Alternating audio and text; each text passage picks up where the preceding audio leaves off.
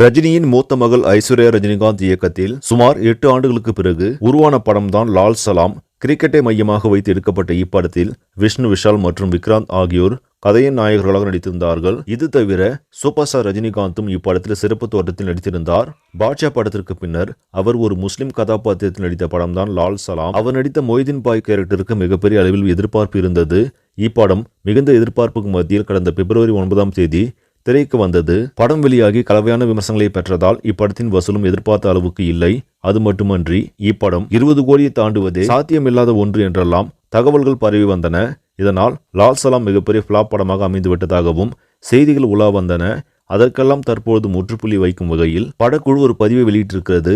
அதன்படி லால் சலாம் படத்தின் இசையமைப்பாளர் A.R. ரகுமான், இயக்குனர் ஐஸ்வர்யா ரஜினிகாந்த் மற்றும் கேமியோ ரோலில் நடித்துள்ள ரஜினிகாந்த் ஆகியோர் படக்குழுவினரும் சேர்ந்து எடுத்துக்கொண்ட புகைப்படத்தை பதிவிட்டு இப்படம் வெற்றிகரமாக 3வது வாரத்திற்குள் அடியெடுத்து வைத்துள்ளதாக பதிவிட்டுள்ளனர். லால் சலாம் படத்தின் வெற்றியை படக்குழுவினர் கொண்டாடியுள்ளதன் மூலம் அப்படம் ஃபிளாப் என பரவிய தகவலுக்கு முற்றுப்புள்ளி வைக்கப்பட்டுள்ளது.